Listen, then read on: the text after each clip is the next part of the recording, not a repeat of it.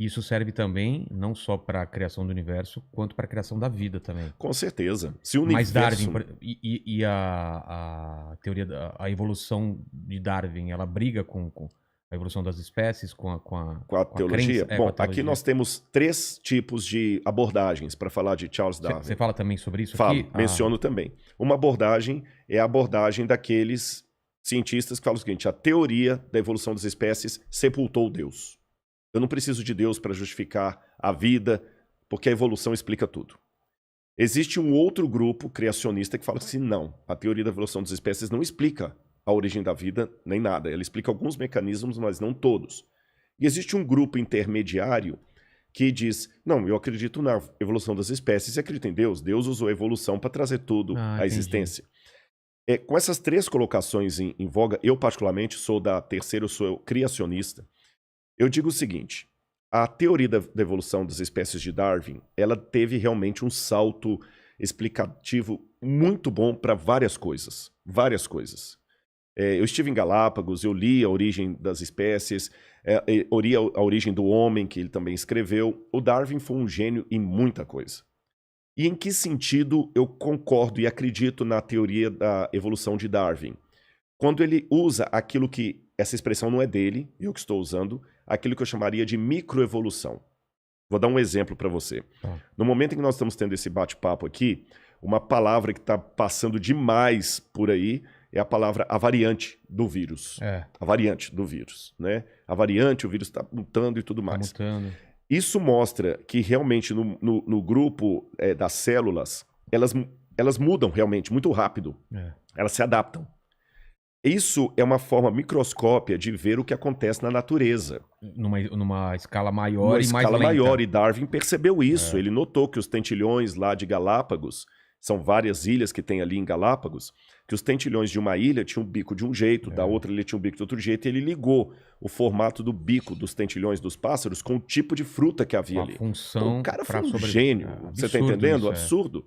E com isso eu concordo com ele. Os animais foram mudando ao longo dos tempos. Por exemplo, se adaptando. Você tinha um casal primitivo lá de lupus caninos, e desse casal primitivo deu uma série de tipos de animais caninos diferentes, que vão desde a raposa até o chihuahua, o rottweiler, o husky siberiano, vários cachorros, o coiote, o lobo, o felis leu deu origem a vários tipos de felinos.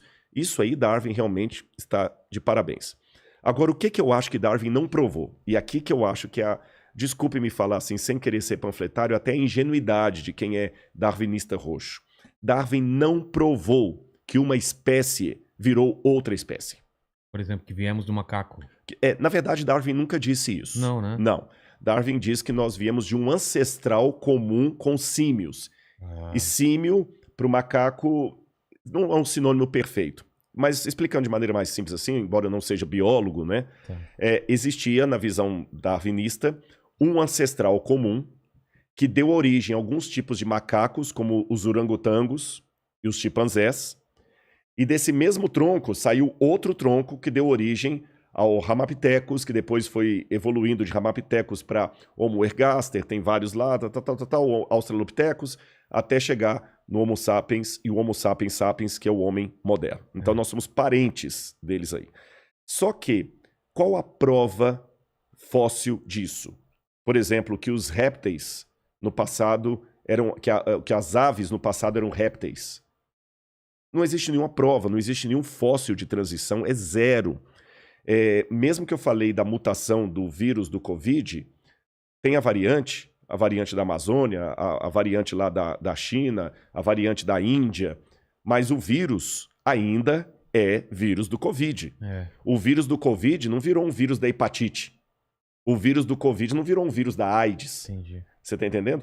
Ele está realmente mutacionando-se, mas ele continua sendo um vírus do Covid mutacionado. Ele não virou Covid, agora virou AIDS. Aliás, graças a Deus por isso. Imagina, você está criando uma vacina para uma doença, daqui a pouquinho dentro do seu organismo ele vira outra doença. Então não existe nenhuma prova biológica que um ser de uma espécie evoluiu e virou ser de outra espécie. Você está entendendo?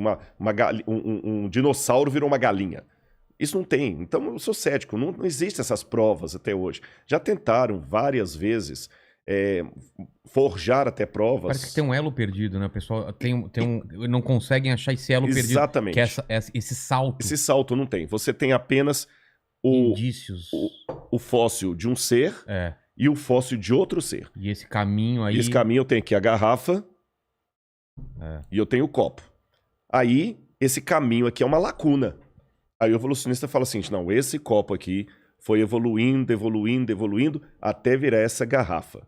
Eu, Rodrigo, penso que não. Esse copo pode ter evoluído, evoluído, evoluído para virar um outro copo. Então, esse copo aqui pode amanhã virar o copo que você está tomando água aí. Mas continua sendo copo, não a garrafa.